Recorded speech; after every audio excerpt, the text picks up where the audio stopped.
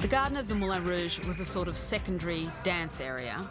It was also the historical equivalent of a beer garden / pickup joint. It had a lot of extra entertainment possibilities, sideshow booths, the bandstand. There was a boxing ring where people could watch boxing, donkey rides so you could get to see girls lifting their dresses. There were bushes for illicit rendezvous, and of course there was the giant elephant. The Moulin Rouge actually had a giant elephant in the garden, and inside of it was an opium den and an Arabic nightclub. Our elephant's a little bit different, but there was the same kind of building. In our movie, it houses Satin's boudoir, the Elephant Red Room. A little supper, maybe some champagne. Developing the elephant was one of the most lengthy processes in designing Moulin Rouge for a lot of practical reasons. The audience needed to believe that you were inside the stomach of an elephant, which meant it needed to have the feeling of being rounded and belly-like.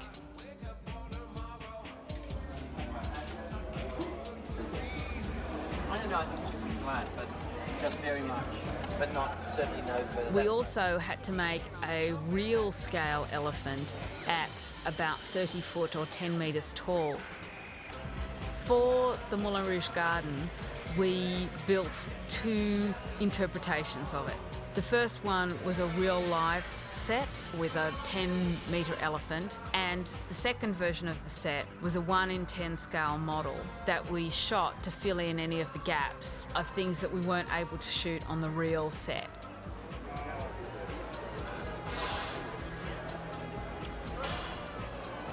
We had very limited shooting time inside the garden.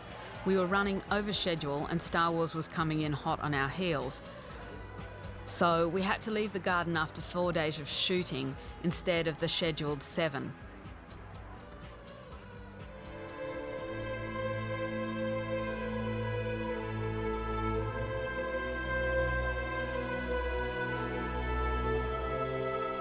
I think seeing the elephant, our de facto mascot, being destroyed in the garden was a very sad moment in the filming of Moulin Rouge.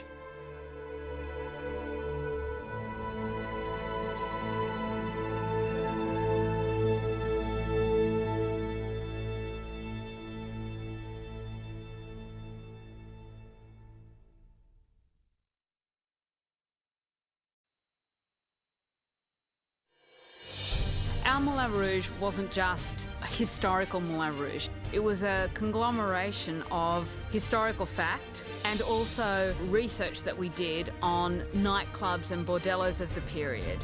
The Gothic Tower was based on the themed facade of the actual Moulin Rouge. And we're not sure what actually happened inside it, but we surmised that it could possibly have been like one of those incredible themed brothel rooms that were available for the use of the wealthy gentlemen in the late 19th century in Paris. There were many revival styles in the late 19th century, and the Gothic revival style was one of the most popular. Like that way at the really top. Look, not that way. This way quite cool. And really see like horror. Like it's a bit demonic, the whole thing. They're like devils, tempting. Okay? Good. Feel evil. Is that something you can relate to? Okay. Dig down the trough from time to time. I know your friend. Originally, we had a scene where Môme Fromage, dressed as a dominatrix, whipped a whole bunch of men wearing leather nappies to the tune of Grace Jones' Slave to the Rhythm, in order to underline the sadomasochistic fetish bent of this particular room. I worked very hard on this scene and I can't believe it was cut.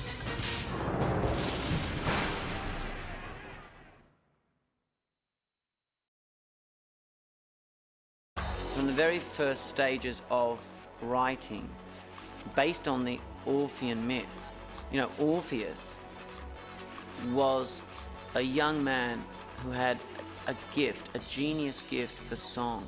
It was so beautiful that the very rocks and stones would get up and follow him everywhere he went. That's how great it was.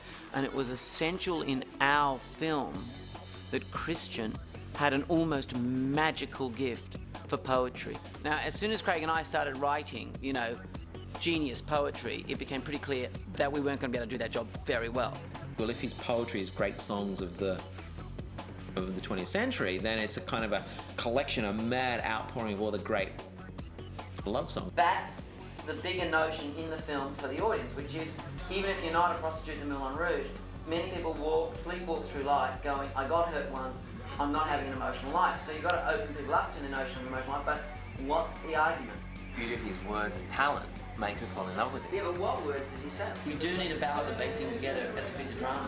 We looked at a lot of songs, and then at one stage it was going to be a duet, like What's Love Got to Do with It mixed with Higher Love. The problem with the two songs was that there was no development in the ideas, and the two characters who were having an argument really weren't having an argument anymore because they weren't able to better their opponent. Don't leave me this way, I can't survive without your sweet love.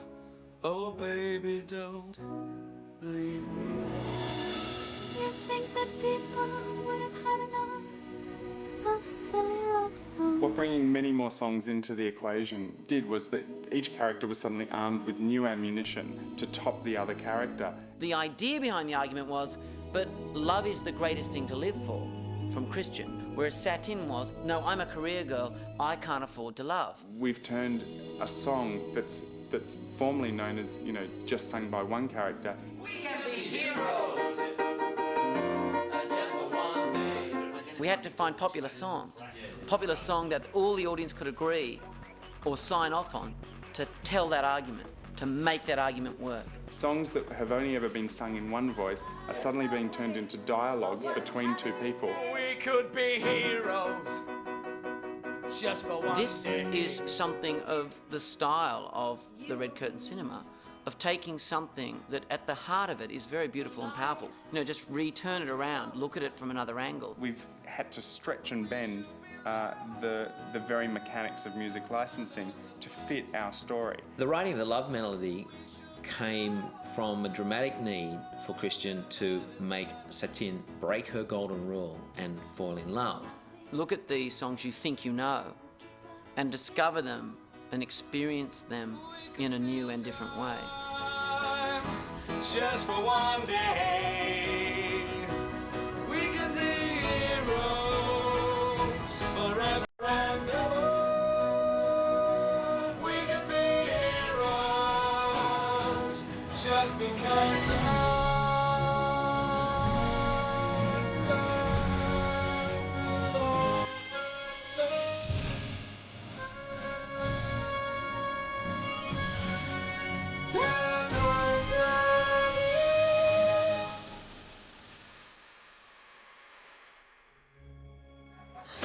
You know, I first met Nicole back in 1999 in Sydney, in fact, Australia. That's right, yeah. We were making a movie called... what is it? It was called The Untitled Best-Known Project.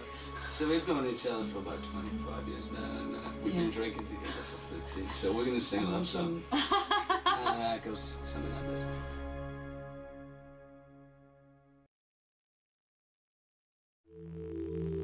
One of the biggest challenges of the film was how to create a comic, tragic, cinematic language, because we don't have that as a tradition except in Bollywood films.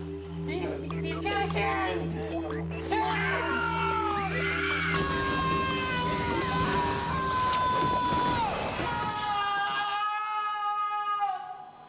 They're trying to kill you! She turned against you to save you! Hold your tongue! I am The device is that you flick from silliness, comedy, God seize them! to tragedy very quickly. From the perspective of the audience, the play, it's comic, it's a fairy tale. Sitar player doesn't love you! When you come behind the characters and shoot against the audience, It's for the best. it makes them appear just that little more real, and we see the pain and the drama of the characters of the film. The problem was, we didn't complete the happy ending. We had written a script with Satin dying on stage before the curtain came down. And this totally disarmed the idea of a comic tragedy. So having realized our mistake, Craig and I then rewrote the ending, bringing the curtain down, separating the onstage happy ending from the backstage tragic, sad ending of Satin's death at the end of the film. All that was left was to shoot it. No matter what you say, the show is taking our way. But so much. Moments before we rolled, I realized we had a major problem. The new rewrite had not dealt with 3 major issues. We had already shot the Duke upstage with Warner. That meant he would be included in Satin's death scene. This was wrong, as his function ended with the happy ending on the other side of the curtain. 2, what to do about the gun, how the Duke got the gun, how to separate the gun from the Duke, and 3, what to do with Ziegler. Which side of the curtain should he end up on? And having decided this, how to get him there.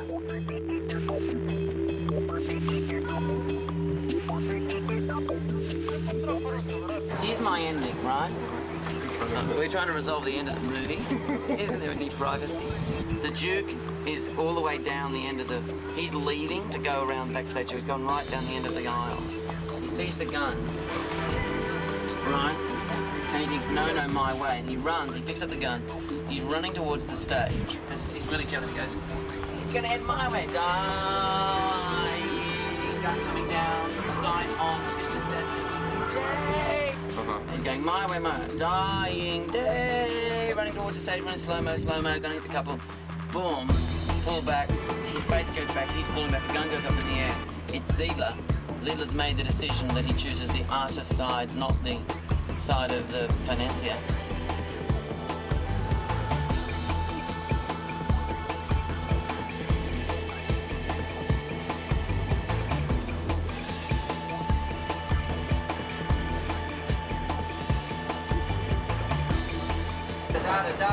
Dude falling back, falling back, falling back.